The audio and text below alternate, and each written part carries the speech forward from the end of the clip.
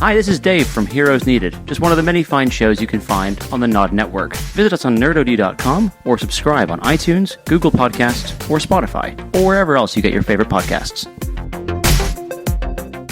I was like, oh my god, sold. Day one purchase. Let's sell everything, including Ash and Oliver.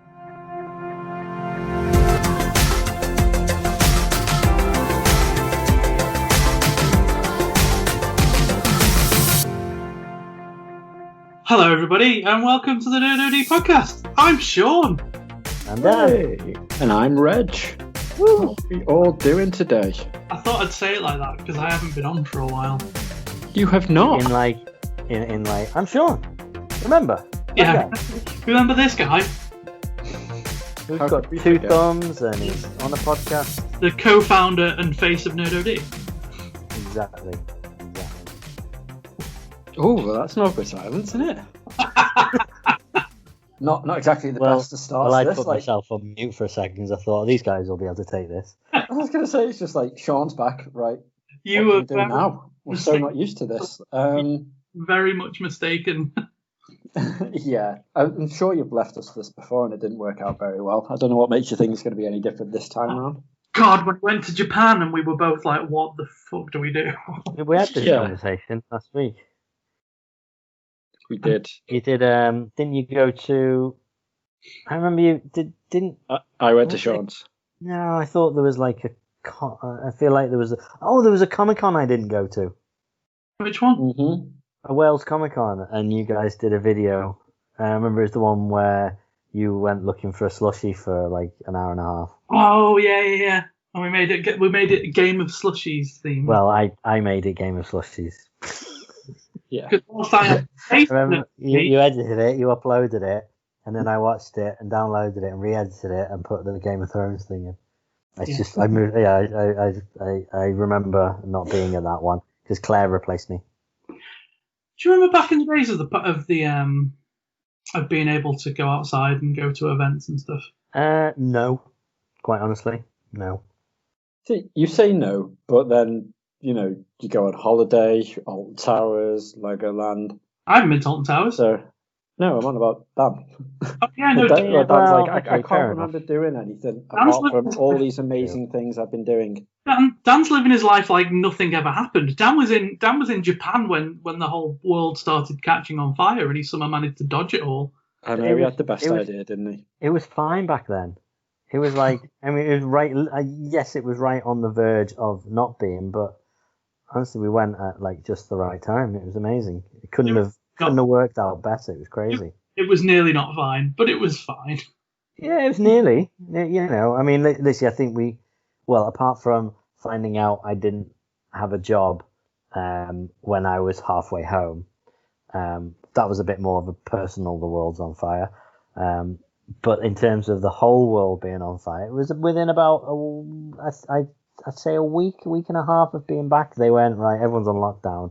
And we were like, that was lucky, wasn't it? So we went on holiday.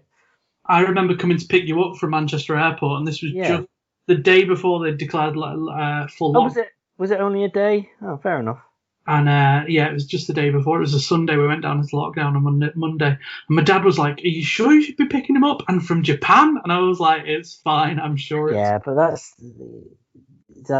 just the usual thing of Japan, China. It's all the same. So anyway, I'm looking at my Snapchat story currently. First of all, they've changed the layout of Snapchat, and that's freaking me out a bit. Secondly, there's a lot of people posting pictures of Bojo sat on a table looking at the camera. There was a thing tonight. I didn't really watch it. All pubs and restaurants must shut by 10 o'clock. Oh, well, that's going to make it... Unless your business is completely COVID secure, then it's closed. Extended face masks, like you got to wear everywhere now, not just certain places. I think it's all outside and everywhere. And if you work from an office, you're basically working from home still for the foreseeable. Oh, well, I'm working from home anyway, so it's fine. So basically, the biggest news today is that Snapchat changed its layout. Then, yeah. Yep. It's a pretty big news. It's top of the list of things we want to talk about. The thing is, though, I was always like, who still uses Snapchat because Yeah. it had its thing. But then my brother-in-law, who works over in America in Vegas, keeps on sending me loads of really funny Snapchats. He doesn't use anything else, just Snapchat. All And the it's really bizarre. all But the he's the only person I Cool know. kids you're about to use say, it. right? Well, I suppose they can't use TikTok anymore over in the States, can they? Because they've got Is it they've got they've sorted. happened now? Yeah, they've made a deal with like Walmart or something. Oh, did they actually? Yeah, and Trump's happy with that. For some reason. Fair enough. how weird. That's very ludicrous. You know who also made a deal, which is actually more mind blowing than anything? Are you segueing off politics? Yeah, Bro, thank you. mainly because that's boring as fuck, and this is insane. And it's definitely not our. I want wheelhouse. to start singing TikTok songs. Well, that's a good reason for me to segue away from that. Penguin, he's caught on an iceberg. Oh, God, I remember now. There's a reason we don't have Shaun on the podcasts. What's a penguin? What's an iceberg? Carry on. I'm done. So yeah, Microsoft have bought or partnered up with Bethesda. Yeah, In partnered up. No, they stupidly fucking lucrative deal. for almost as much as Disney paid for both Lucasfilm and Marvel. Does that mean they're going to get exclusives? So they've announced that anything that was in production will still remain on the consoles that are going to be coming out, but anything that hasn't been announced yet, so like the new Fallout, the new Doom expansion, stuff like that, they're all for PC and Xbox solely, and then they're going to be looked at on a case-by-case basis. Wow. So there's a chance it's going to be like, Fallout 5 will come out on the Xbox and PC, and then like 24 months later or 12 months later, you'll have it on the PS5, minus the modding ability and all that sort of stuff, like what happened last time around. I mean, they kind of needed this, right? Because Xbox haven't had a good exclusive, well, as far as I'm concerned, since Halo. They don't really have that many big exclusives. What, Gears of War, Halo, Forza. Yeah, but I don't think Forza sells consoles. I think you'll be very surprised. To be fair, the amount of people I know that were purchasing the Xbox One just on the strength of seeing the latest Forzas, because they had so much fun with like Forza Horizons and whatnot. They're like, oh yeah, definitely that's my first purchase from the Xbox One is the latest Forza and the Forza Horizons that are coming out and stuff. And it's the Gamepass. The Gamepass that's sells consoles. So Gamepass is phenomenal. The news that we haven't really talked about is we haven't talked about the Series S, and obviously since the last episode of this podcast, the PlayStation 5 pricing and everything, pre-orders happened. Well, yeah, because it was literally happening when we recorded the D&D one, wasn't it? So, in terms of the Xbox, I don't think they're doing it over here, but in the States, they've had for the Xbox One X for a while a sort of a contract, like a pay-per-month thing, where you pay for Xbox Live and Game Pass, and then you get the console for free. You pay it for 2 years, and you paid it off just like you would a phone contract. So they're doing that for the Series S and for the Series X. Yeah. And the Series S is $25 a month, and that gives you hundreds of Xbox One games, and probably about 50%, maybe 2/3 of new games that come out on the Xbox Series S or X, just accessible from day one. It's amazing. It would I don't want to go and spend £400 or £500 even on buying a new PlayStation 5, especially when the games are going to be 60-70 quid or whatever. But I could see myself paying 25 quid a month for a Series S, or even 35 for an X, just for the fact, you've got this massive catalogue of games just available immediately. It's crazy. So wait, it's all subscription based? No, you can buy it. You can buy the Series S for $300, right? And so £250, and the Series X for $500. What's the difference? So the X is better. The X has got a disk drive. It's bigger. It will do 4K gaming, and a few other little things. And the Series S will play all the same games. They might not look quite as good. They will run at a sort of a 2.5K rather than 4K, so better than 1080p. It doesn't have a disk drive. It's a lot smaller. It's like smaller than a PlayStation 4. It's smaller than an Xbox One S. And I can get the console and a Game Pass for £35 a month. So in the States, $25 a month.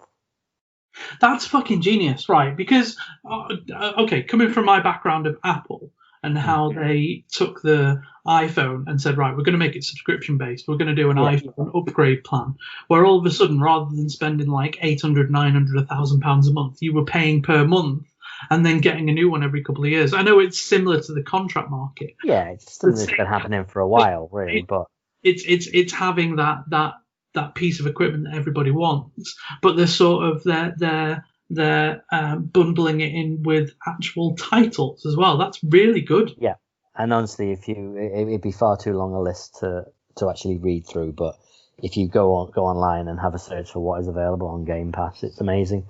I mean, basically every single first party game is available day one. So now every Bethesda game is going to be available. See, and lots of others. This subscription-based thing, right? This subscription-based mentality must be tapping into some kind of psychology that we're all okay with, right? Because like this is what crucified the pirating market was Netflix, because people didn't have an issue paying £6 a month to subscribe, absolutely. But they had an issue with purchasing them outright. And the problem is that games cost hundreds of millions of pounds or dollars or whatever to make. So to spend, I mean, how much is, Reg, do you know how much Game Pass is on its own normally? It's $7.99 a month. Okay. So to pay £8 a month and get all these games, I mean, basically, so all the journalists have gone to Sony and said, okay, well, what are you planning? And he said, well, not that. It's not sustainable. Not at that price, and then any price that would actually mean you wouldn't be losing money on it, I feel that would price it out of the market almost. It's a shame, because it will make money though, because you will get subscribers. This was exactly the same as when they stopped charging a fortune for operating systems, because everyone was we've talked about this, everyone was pirating them, but you make them a reasonable cost, and then all of a sudden the balance of pirating to paying for it works. Yeah. The thing is, the first party games, it makes sense. Microsoft are like that. They don't really care about how much money they're making in the moment. They'll take a massive loss on stuff. And they'll write off entire divisions, like they spend millions on Zune and then they go, forget it. They spend millions on Mixer and then they go, forget it. Windows Phone, and Xbox, I don't think they made money until like Xbox One generation. This was the reasons why. Decade. This was one of the reasons why they went into Xbox Live first of all, before anybody else did, was because of the fact that they could afford to take that risk if it didn't work. Yeah, fair enough. And again, that was some ongoing revenue for them, wasn't it? Yeah. Initially, it was a risk. Yeah, absolutely. I mean, PlayStation sort of equivalent. Obviously, a lot of people pay for PlayStation Plus, and that gives you like 2 games every month, but they're yours to keep. So similar to Game Pass, although stuff can be taken off Game Pass. That's the only difference. Yeah. And then you've got PlayStation Now, which is similar, right? But nowhere near as much stuff. And it's horrendous.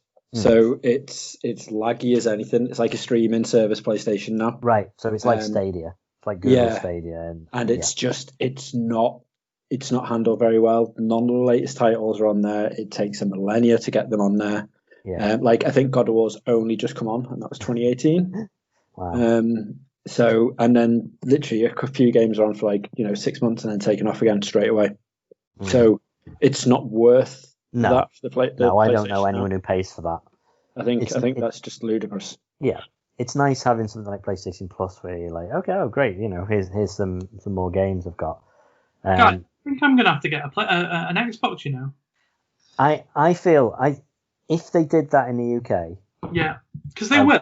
I probably I don't know because they haven't for the Xbox One.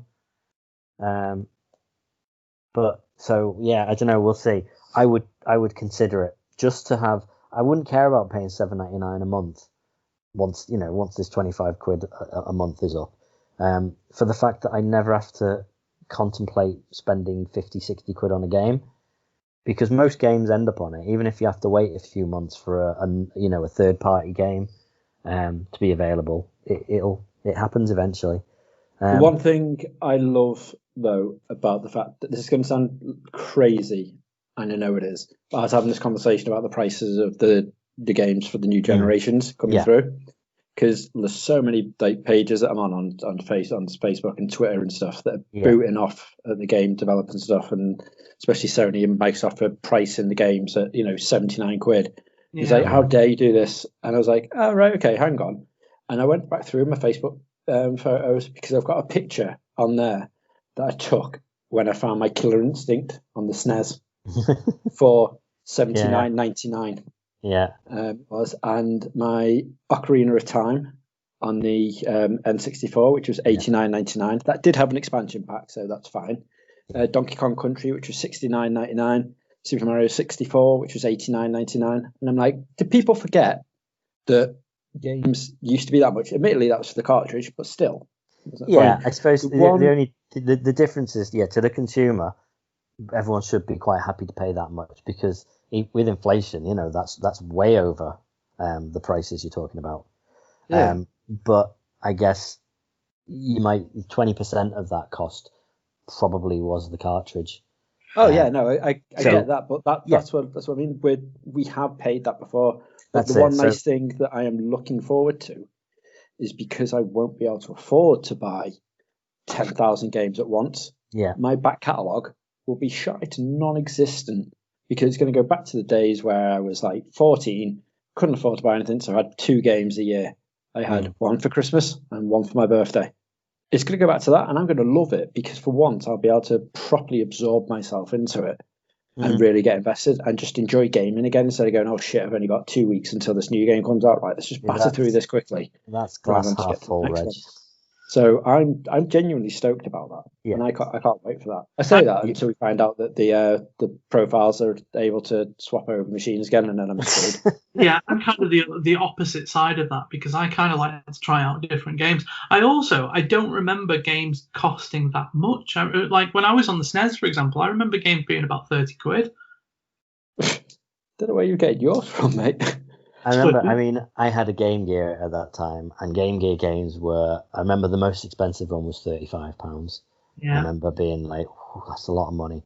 But I definitely also know that console games used to be a heck of a lot more. I've mentioned it so many times, the receipt that I've got in my my copy of VR Racer. I mean, I might have just been late to the game then with Donkey Kong Country, because I remember paying for Donkey Kong Country about 30 quid. Incidentally, on the SNES. Yeah. That wasn't too bad on the SNES. It was the N64 version, because it needed the expansion pack. It came with the expansion pack. Yeah, got it. But what I see happening, like, it's a genius move by Microsoft doing, I think, an S and an X. Because absolutely everyone's like, right, next generation, I want the best. But you're never gonna persuade the PlayStation camp to go for a Series X instead of a PlayStation 5. But to then pay, 250 quid when you're paying 500 quid for the other console suddenly isn't so bad. So to have a PlayStation 5 and to get a Series S, and getting Game Pass, I think that's a genius move. I could see a lot of people doing that, just as like, okay, here's my secondary console.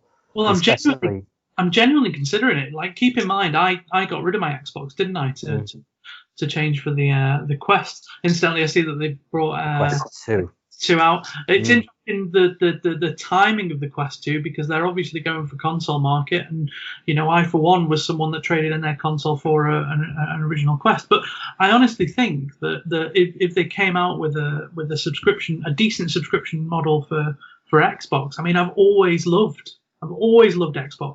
It was the first like professional console I had when we went into that realm of Xbox versus PlayStation.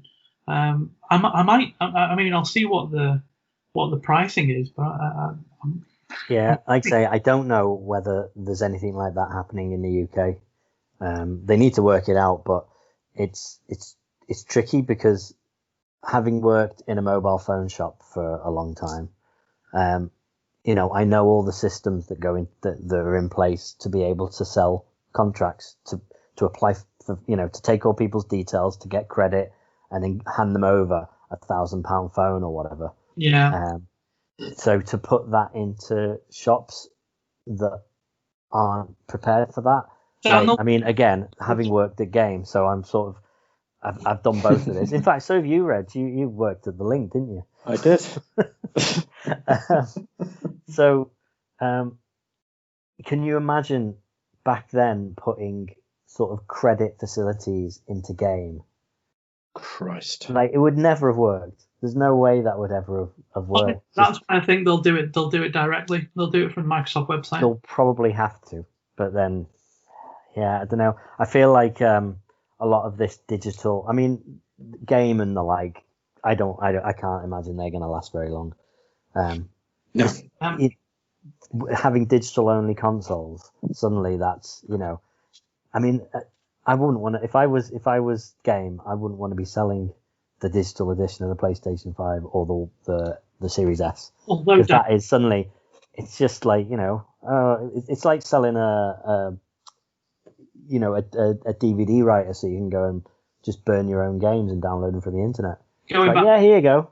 Going back to the political argument for a second, it's a bad time to be any kind of space in retail at the moment, I think, or a retail role right now. It is, but I think that more so that because Game and the like really, really rely on pre-owned. There's a massive profit in pre-owned, and CEX and things like that. That I think, and then that's going to dry up as well. 100%. And there's only so many Funko Pops you can sell before you have to stop calling yourself Game. Exactly. That's the only reason why they sell everything now. They sell Lego, anything they can just to get to sort of pivot away from that. Because they can't make the profit on the margin is so slim on brand new games that they bring in. Yeah. That's why they can't. When we worked there, whenever a new game came out, the supermarkets would have it for like 3/4 of the price. So we used to sell it for £50. Tesco's or Morrison's or Asda used to sell it for 35 because it's not their main source.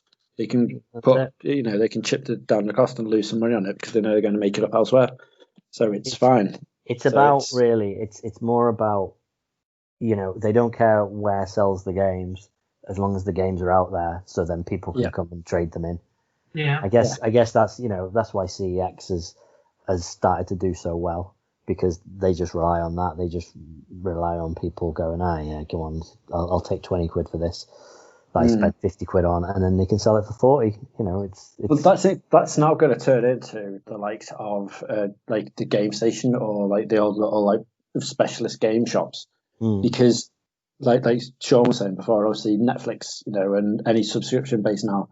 I can't remember the last time I bought a Blu-ray or a DVD because it's got to be something special, hasn't it? It's got to be like that film, touched me in a way that hasn't happened in a while, and I must own it. Yeah, here is my money. And now games, if they're going to do it that way through, like with the PlayStation 5's got its own digital release, the Xbox has got its digital one. Loads of people are buying their games online using these subscription fees, going through it. Yeah. You know what I mean? At the end of the day, like that's all they're going to be doing is specializing in selling retro stuff. It's literally going to turn into here's where you can still get your 64 games, or like can Shenmue on the Dreamcast for £78 or whatever it was. I was like, wow, that's a lot of money for what it was. But people always, I've heard people say the argument against these all digital consoles as well is like, well, you don't get access to the same sales as you do in the shops. I like going into a shop and then I'll see a game that's a $5, but I've had some absolute bargains on I say that just is buying such a digitally. bad argument because there's so many amazing games on. You look at Steam and they're like, oh, here's a game 95% off. It's £1.50. Yeah, a month ago it was 30 quid. You'll still it's insane. Yeah, well, I mean that's okay. Yes, it's a bit frustrating that you're sort of restricted to buying from one place. You buy a PlayStation, you've got to buy from the PlayStation Store.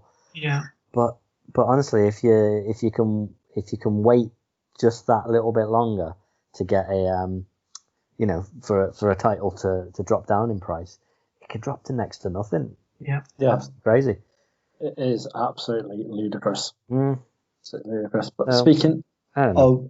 so a game which will never drop in price, and the sole reason why I didn't zone out when you talked about the Xbox, just mainly because I don't really give a shit about that when Final Fantasy 15 is coming out, 16 is coming out, 16 is coming out to the PlayStation. Yeah. So we started doing the D&D pod the night, literally the same time as the PlayStation 5 reveal event came out. Yeah. So there I was, and you can tell. I think you probably maybe had to tell, and I didn't mean to do it.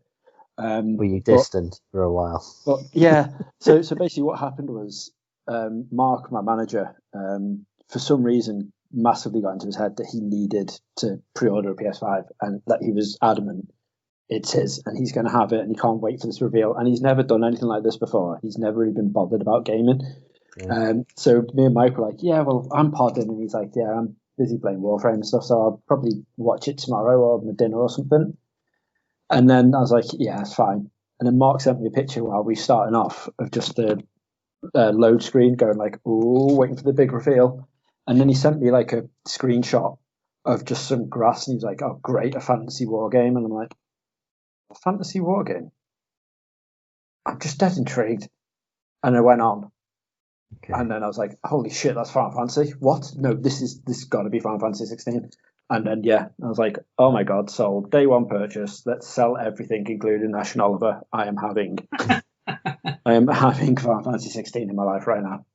And I was like, because do you remember when Final Fantasy 15 or Versus 13 was coming out? And I was like stupidly hyped for it. And then Ash was like, you can't have it because I'm never going to see you again. And I was like, no, but I need to have it. And I turned up dead late to the party because we had to have a wedding, and I'm pretty sure you Didn't you book a day off work? Yes. Yeah. Yep. When I got it, I did that. To be fair, when Final Fantasy 14 came out, I booked a week off work because that was the online one. So I was like, I need to smash that. When Final Fantasy 13 came out, I did the exact same thing because it was a Final Fantasy game, and I got really hyped up into it. And then half a day of having it, I phoned work and was like, do you need me to come in for a half day? Like, because I don't mind, and I'm also cancelling the rest of my week's holiday because it's fucking shit. But Final Fantasy 16 looks beautiful, and it's headed by the guy who was doing the Final Fantasy 14 game as well. That's why it's got the same sort of look and feel to it. But fuck me, did you see the summons on it? Yeah, like, absolutely. Oh my days! I mean, to be honest, I haven't played many Final Fantasies, but I was really impressed with what I played of 15. But I don't know, it's the world in 15 it's similar to the real world, right? The sort of drive, apart from all the fantasy elements, but driving around in cars, going to diners, things like that. It feels a bit more grounded. It didn't feel like what I expected, but this seems really, really like this is what I expect from the Final Fantasy game. Well, this is the thing. So they've actually turned around now and said, right, okay, so finally they've actually put the fantasy back in a Final Fantasy title. Because the rest have all been like steampunk, and it's been, all based around like Final Fantasy 15, like a real worldy type thing. Final Fantasy 14 isn't really classed as a story type, like, a numbered title as they class it as, even though it should be, because the story is phenomenal to it. Probably one of the best ones. Yeah. So we haven't had it since 9. So now having an actual fantasy setting back again in Final Fantasy is just like, and how it looks like, oh my days. Go on, sorry, Sean. You carry on because I will keep going. Just because you reminded me, did they ever bring out Beneath the Steel Sky, the new game that we? Yeah, it's out. It's so it's available on Apple Arcade. That was like the exclusive deal they did for a little bit. It was like a timed exclusive, and it's also available on Steam now. Wait, it's on Apple TV? Yeah, if you've got Apple Arcade. I haven't, but I'm thinking about getting it. $4.99 a month. Just get it for a month if you want to play Beyond the Steel Sky. I mean, can you not buy it? Yeah, I am not on iOS or anything like that, but on Steam you can. Yeah, I guess. Yeah, and it's supposed to. The reviews weren't great for it, but the fans of the original apparently really like it. So, if you like the original, you will really like this. I liked it when we played it at EGX, but I'm not expecting anything groundbreaking. It's always just the story and the adventure that gets me with those games. Talking about adventure, what's everyone been up to? Watching PlayStation videos. Well, I've been to Blackpool twice this week. I see. They turned the lights on, didn't they? Okay, fair enough. So yeah, I went with two different groups of friends. Wow. Very different reactions from both. So you're just boasting that you've got friends because I didn't even get I was like, I've done nothing, so I'm just going to stay silent. Dan's like, I've been watching PlayStation videos, and you're like, well, guess what, guys? I've got lots of friends. I haven't really been watching PlayStation videos. I was just trying to get it back onto topic, but it's fine. Right. Oh, we're still talking about that. We're just it was quite a huge, massive, important thing. But go on, let's hear Blackpool first. It's been half an hour, but we've been on it a while. Jesus. We've only just started on the PlayStation. Literally, we just started with Final Fantasy 16. I'll be honest. I owned a PlayStation 1, so I mean, fine, carry on. I want to hear about Blackpool now. I want to hear about Blackpool now. How did you manage to go with two different people when you're only supposed to have one little bubble? I'll go on mute and play Candy Crush or something. No, it's not bubbles. You're allowed to go out with people now, isn't it? Okay, fair enough. I genuinely don't know how it's working. I don't know. I have no idea. No one knows. Outside, you're allowed 6 people. I think that's it. Right, come on. You're making me feel bad about the PlayStation thing now. Carry on. So yeah, it's coming out in 19th of November. So yeah, that's all right. So did you go to the Pleasure Beach at all?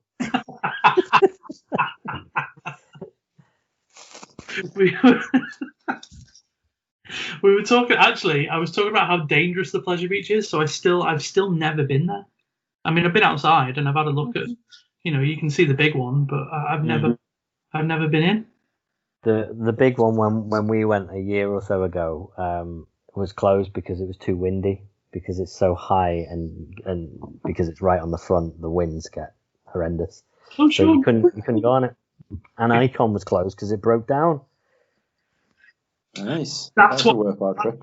So Icon, I was seeing adverts for Icon all over the place. What is it? How does it work?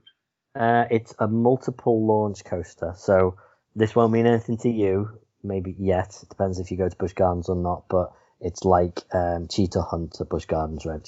So it's so good. It's not, it's not got much height to it or anything. It's just it's a launch coaster, but it has sort of 2 or 3 launch parts as you're going through, so it keeps the speed up. Right. So it's all about speed and curves rather than, sort of instant thrills and stuff like that. I was doing a Google and I was very surprised to see that the big one is actually higher than Stealth. By quite. It's the tallest roller coaster in the UK. Mm-hmm. How the hell have they still got that badge? I mean, there's only so many theme parks in the UK, and there's only so many that have got the money to do something on the scale of Stealth or the big one or whatnot. Yeah. I mean, you must be gutted as well, not being able to take advantage of the annual pass anymore, considering that we're going back into lockdown. Yeah, well, I know. I mean, the thing is, they're not charging us for it, so. Yeah, I don't think we are either. After hearing this thing, he wasn't like, "Yeah, guys, by the way, No. I think it's more of an idle threat at the minute that if you don't leave the pub at 10 o'clock, you're fucked. Yeah, they're not. They don't want to go back into a shops, restaurants, everything shut, lockdown again, because they think it's going to kill the economy. So they're just going to do lots of little measures and try and make everyone feel bad and tell them to stop going out as much. But I saw when you start telling people that it's half price to go out for dinner, what's everyone going to do? Start socializing, going out for dinner. I saw a load of posts on Instagram from friends that was just saying, "Don't be a grass," and I'm like, "What's going on?" As they're just do coke dealers like around my friends. And then I did a quick Google, and it was to do with the fact that the government are actively asking people to call the police on their neighbours. Yeah. Yeah. Why wouldn't you? I want this over as quick as possible. Yep, 100%. Don't be a grass, Dan. Although, speaking of grass, you know what did look nice? The Demon's Souls remake. The grass in that looked lovely, which was surprisingly on the PlayStation 5 reveal. Oh, was it? No way. Back to it. Tell me more. Yeah. So it's the one thing which has irritated the entire fan base of Demon's Souls, though, however, is because it's a new dev team making this from the ground up. Remake of the Demon's Souls. They've changed the font when it says "You died," and it's now crisp and clear and very clean. And it's made everyone go literally mental. Like, it's gone batshit crazy with like people going like, "I'm going to boycott it. This is ridiculous. I need to change it." And I'm like, it does look weird, and I don't like it, but not bad enough to not play the game. I mean, I probably won't play it anyway because I'm dead shit at the Souls games. So unless Dave gets it, and then I can just run behind him like a coward. Yeah, you like playing it sort of the co-op, don't you? Yeah, I have to do co-op because I'm genuinely not good enough at it. And it sucks when you're not good at something that you really enjoy. So going into something, it's just off topic slightly for a bit with that, but it's something I've been wanting to sort of do for weeks. Oh, so Red how to do it. I'm segueing into something that's still relevant. So, I've got my new laptop, which I'm playing games on and enjoying. And I was like, you know what I used to love? Dota. Dota 2 was a great game, and it's still very relevant because it's still one of the biggest esport titles in the world. Like, it's still got like the biggest prize for esport championships and stuff. And I'm like, yeah, you know what? I used to really enjoy that. And I am stupidly shit at this. Now, it doesn't matter how many games I've played. Like, when I looked at the on Steam on your play count for it, it was like, you played like 9 hours this week of it. I was like, Christ, I didn't realize I played that long. But I don't think I played that long. I was in the matches for that long. But with Dota, because it's a MOBA style game, for if you didn't know. So basically, you go against another team of heroes. You get little grunts, and you go try and destroy towers and then their huge base. So you get the hero pool is stupid. It's like 50 to 70 characters you get to choose from. Maybe more now, maybe about 100 characters, and it's free to play. Like, I've never spent a single penny on it. It's great. But when you die, the first time around you die, it's 30 seconds out of the game. The next time you die, it's 40. The next time you die, it's 50. And it keeps sort of going up. Until in the end, I had enough time to go make me and Ash a cup of tea. And then sit there and still wait for the reveal while we've been watching that Ratchet on Netflix. The Nurse Ratchet TV show.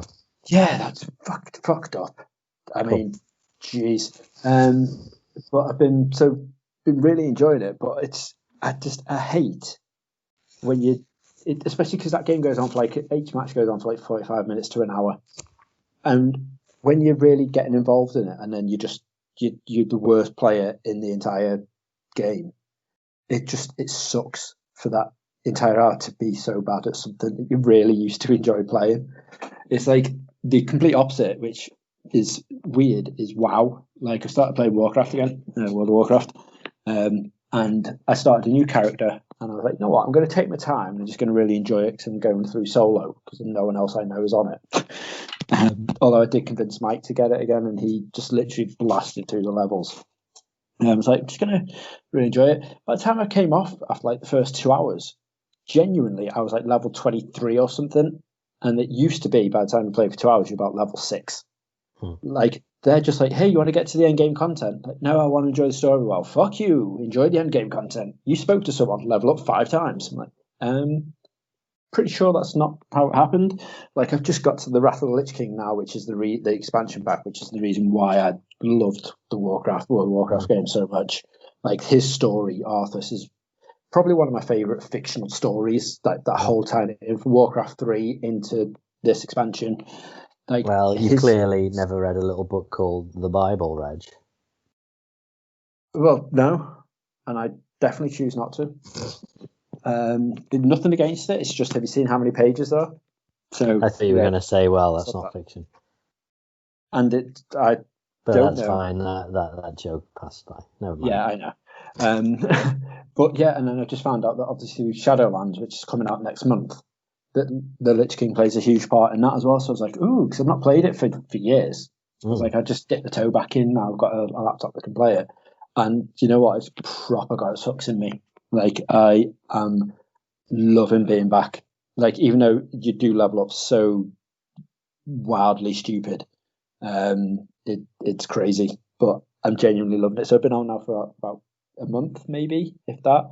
And I'm like level 76, which took me about a year and a half, just as like priority's sake. That's how long it took me when I had it the first time round. So like now it took me that long. So that just goes how quick they dick stuff around so people can enjoy it and get to the end point. But it's so good. And the one thing I love about Blizzard is their cinematics are like, apart from Square, I'd say they do the best cinematics in gaming. Like, the quality of their cutscenes and their cinematics is just absolutely phenomenal. And it's even now when you're going back through and you're watching some of the older stuff, I was like trying to catch up on the lore and remember what was what, and I was like, holy shit, these still are so good. Like, so very, very good. I'm bloody loving it, I tell you.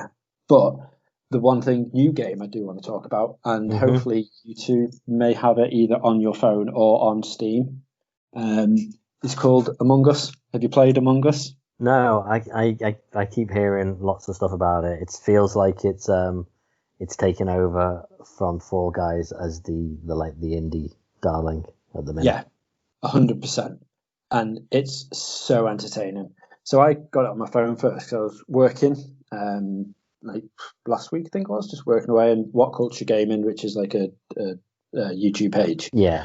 They had a stream of like the two people I usually watch their videos of just playing this, and I was like, you know what? I don't really care for the game. It looks pretty pants, but I love these two. They're so entertaining playing anything. I'll watch them.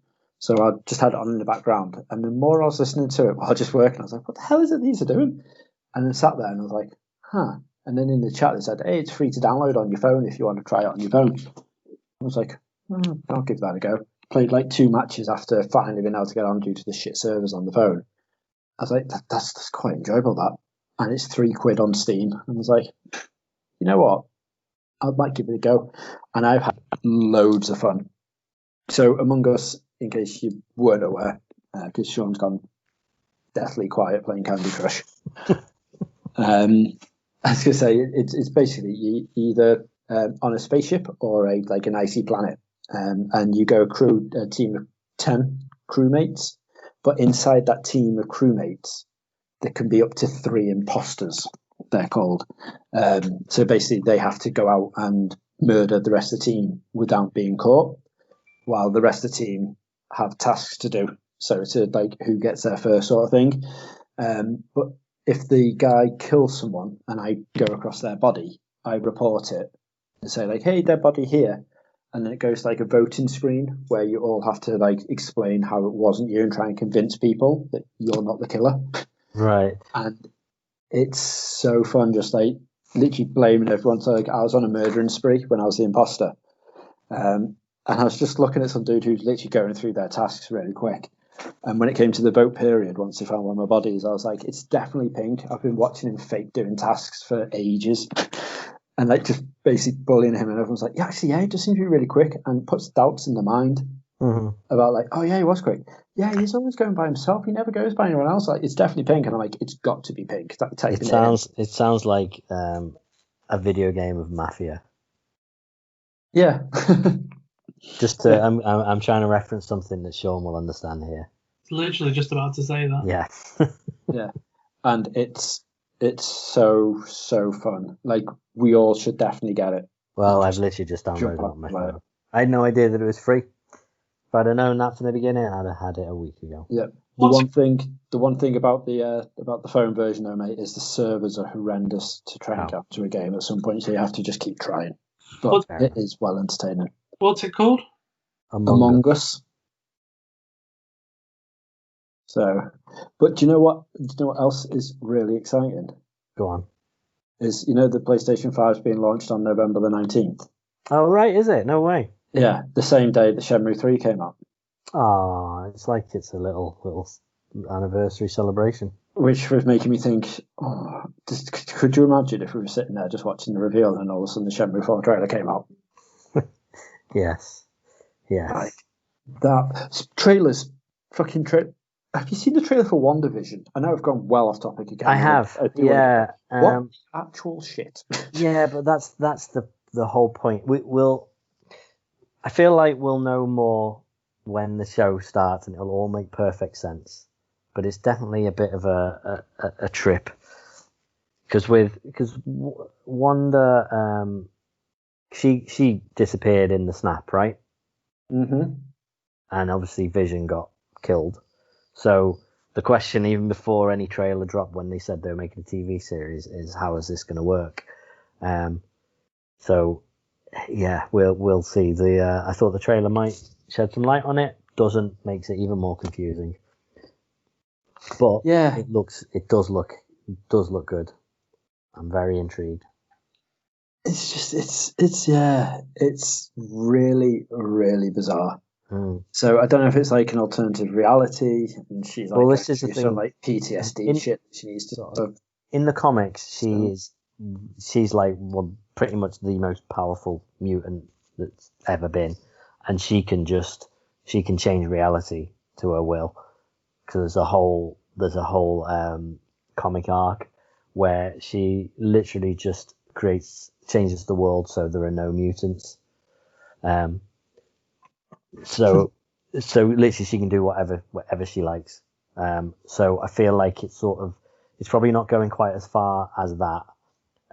But I feel like it's taking aspects of that where she sort of probably with Vision dying or with her disappearing in the snap, she'll maybe have some control over what has happened to her in the meantime. I think she's probably the only one who's capable of doing that. I don't know.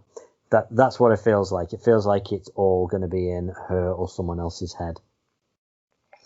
Yeah, it's really, really bizarre. I couldn't get my head around it. I watched it a couple of times and I was like, huh. I mean, it's not as crazy as like the latest God of War teaser trailer that happened on the PlayStation 5 reveal, but it is still crazy. I wouldn't call that crazy. I would call that minimal. It was crazy minimal, Dan. I wanted more, but they got us good. Something would have been good, but I'm quite happy to know that it exists. And although at the same time, it told us absolutely nothing more than Ragnarok is coming. Guessed.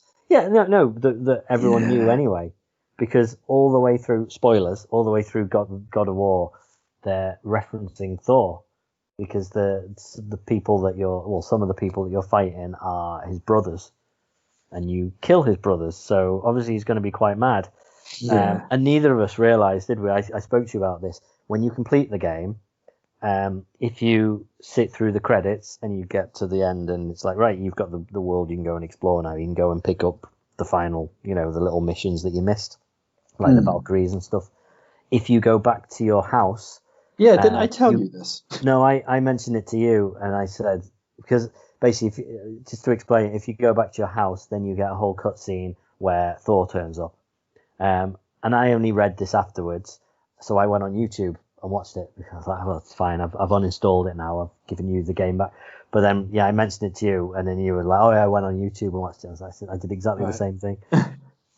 I thought you were going another way. I thought you were going the Loki way, when you can go back in the house and look at the table or something. He's scratching Loki right at the beginning and some other stuff. So I was like, I did not know that. Yeah, there's so many other little bits and pieces in it. Mm.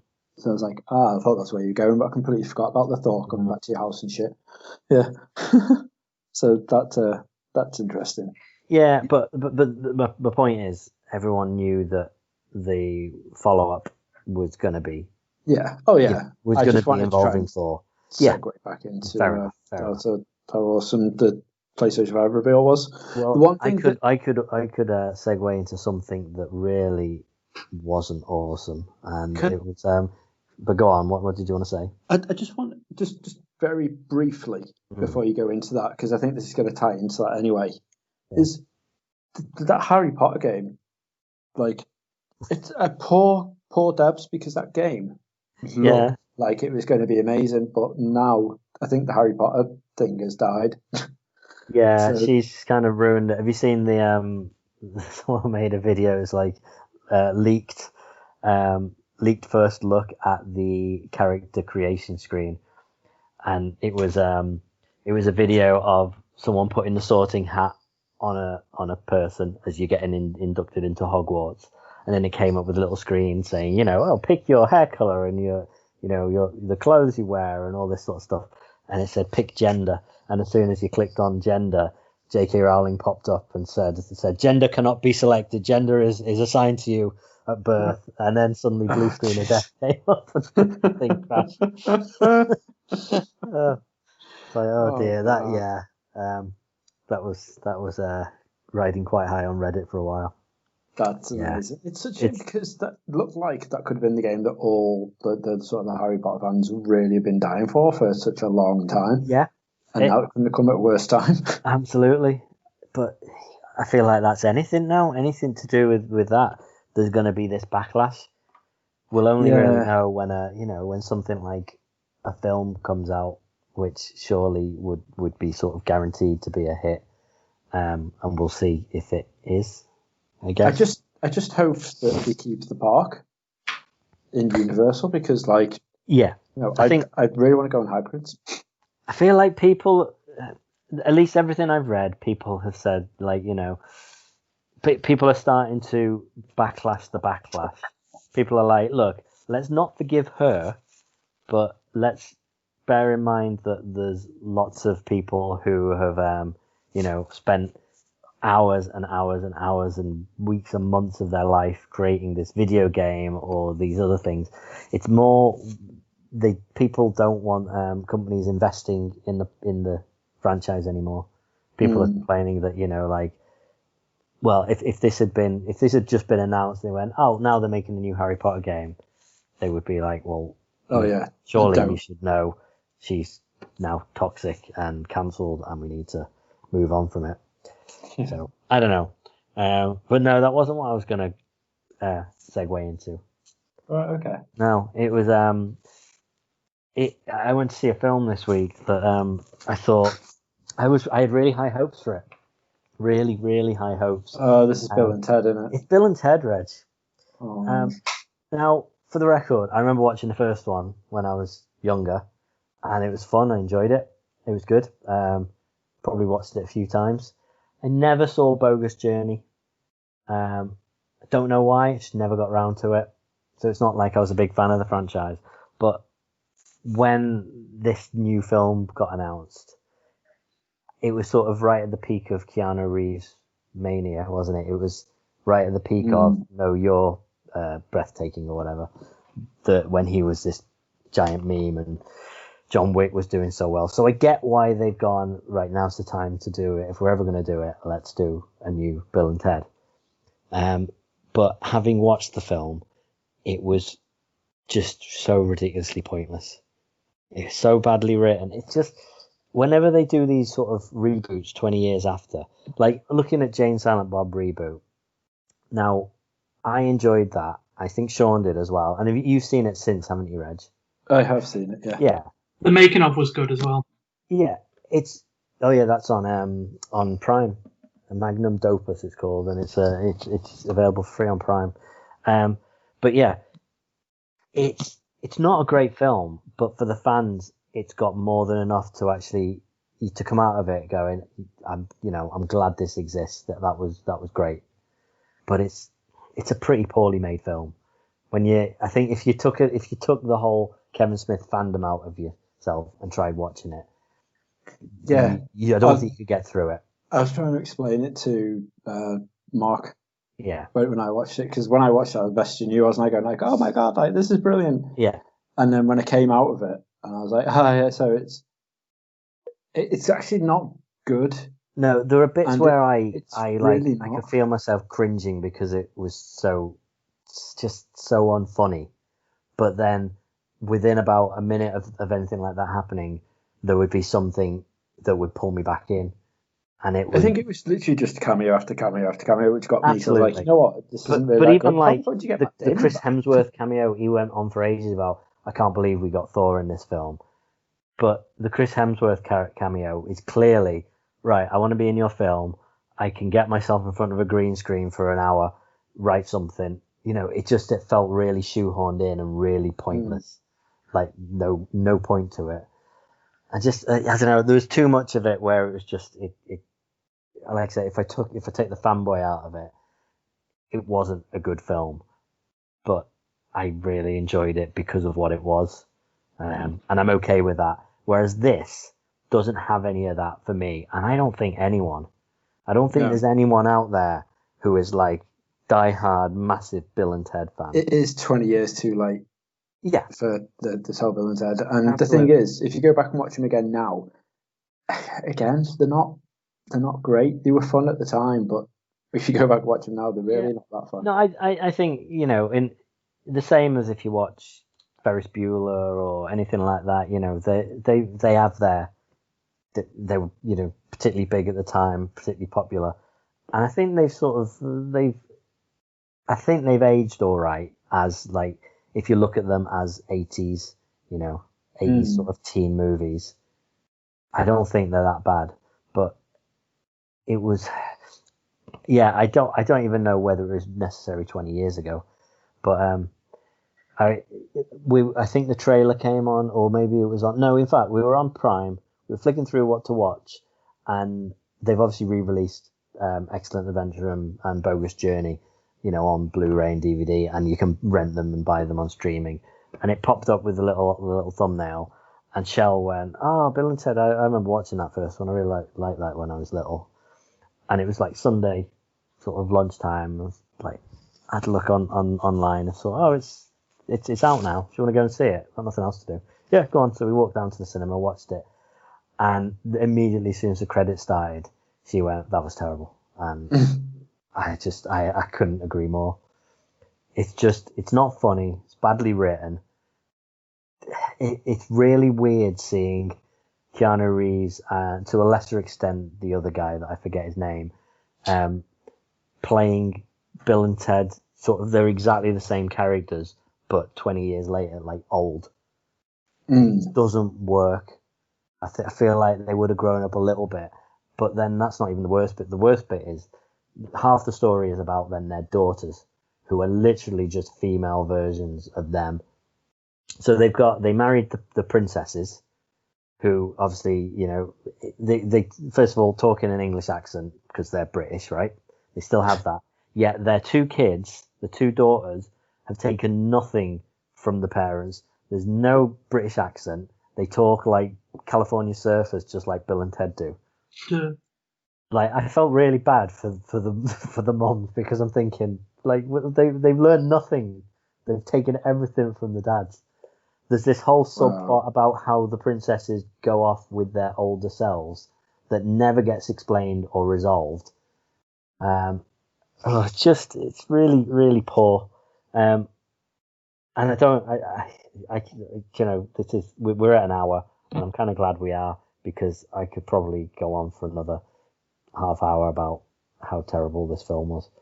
Right, okay. Just do not bother. I've seen so many things go, so many reviews saying, it's all right. It's nice to have it back. It was a good one-off. The only plus is you get to see what the first one and the second one was sort of building up to. In the if you care about the story at all, the song that unites the universe.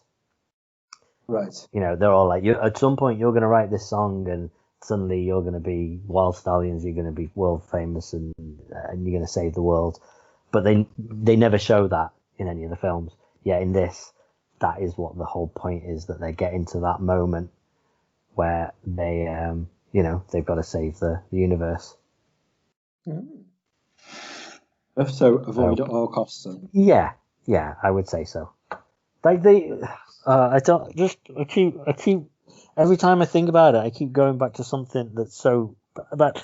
They get given this watch, right, which will tell them what time it is back in their time, and then they start time traveling, and all the way through the movie, like they're like, at this time you're going to play this song that's going to unite the universe, and they're like, well, we don't know what the song is. So the whole point is they're traveling through time to meet themselves, so they can steal the song from themselves from the future, because they clearly already wrote it. But every time they time travel, they look at the watch and go, oh, we've only got 40 minutes now. You're time traveling? You don't only have 40 minutes. Just go back an hour instead, and then you have another 20. It makes no sense at all. It's just it's that bad. I hate when a film, even if it's a fantasy film and it's supposed to, it doesn't have to make sense. They can make it up as they go along. When the logic falls apart, it really bugs me. And this, as you can maybe tell, really bugged me. It did really irk you, didn't it? It was not excellent. Fair enough. So So avoid that. A $5. But watch that Ratchet on Netflix. Yeah, maybe. It's really good. It's severely dark if you're not into anything that's got lots of like horrendous images and stuff. I suppose is the best way to do it. Is it American Horror Story-esque? You know what? In a way, vibes of that from the trailer that I watched. I was going to say it. I don't. It's not the same team, but it genuinely does feel that way. But apparently, it's adapted from The One Flew Over the Cuckoo's Nest. Is what it's actually based around. Yeah. Well, that's who she is. That's Nurse Ratched. I've never seen One Flew Over the Cuckoo's Nest or anything. So, like for me and Ash as well, we were watching it just because the cast in it is basically anyone who's been in American Horror Story, which makes me think, you know what? Yeah, this should be the next season of American Horror Story. Yeah, well, there's been ones that were based in like a lunatic asylum and stuff. Yeah. Right?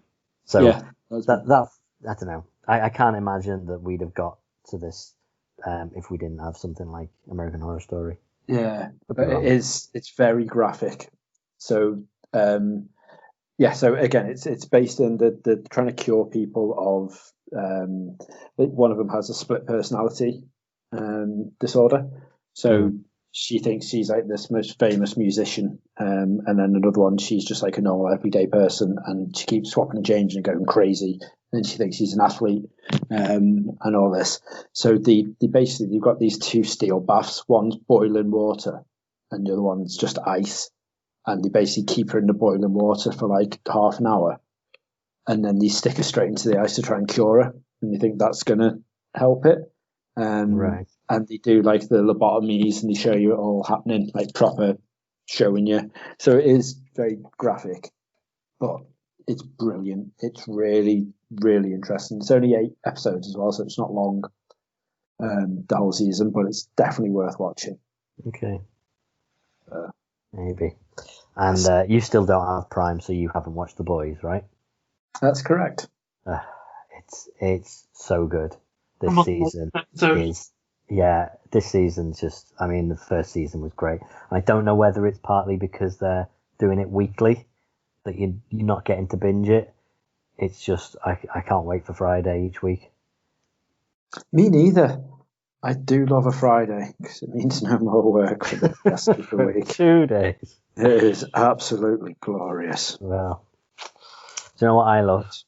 Wednesdays, because this podcast gets released and we get to record Nerd OD and D. Yay! And with that is the end of this episode. Exciting. It's very exciting. Yep. Did you like the little segue to stop? Little advertisement. Yeah, exactly. It was poor but good. Thank you. I wouldn't expect anything less from us. Precisely. It was glorious. Yeah. But thank you everybody for listening in. Thank you very much. Thank you for both of you for taking your time to join me tonight. You're welcome. And sorry for the delay in starting it. But It's all right. yeah, It's all right. good. No one at home realizes that. For us to worry about. Well, I was apologising to you too, and not them. But I don't care what you think. Not you, them listening. Well, I do really. Who am I kidding? If I didn't, I wouldn't be here trying to get your attention and approval every single week. Until people start messaging to be like, Reg is incorrect or Reg is correct. I'm just going to keep going. All I need is some approval from them. Do that. Never happened. Oh, and we're now available on Audible podcast. Yeah, we are. Yeah. Nice. Everywhere. Yeah. Everywhere. I love that. I need to get our Redbubble sorted as well. The sign up ages ago, didn't I? And I want to get t-shirts sorted out because now I'm working from home constantly. I can wear branded t-shirts. I like it. So I need to create them so I can wear them. Show them off the world, and then they'll be like, "That's a really sexy looking t-shirt. What's that?" I'm like, "Oh no. Yeah, that's great." Yeah. One day we'll have our own merch. One day. But one day we'll have enough fans to actually be able to sell merch. Absolutely. And until then, I've been Shaun. I've been Reg. I've been Dan. Toodles. Toodles. Goodbye. See you.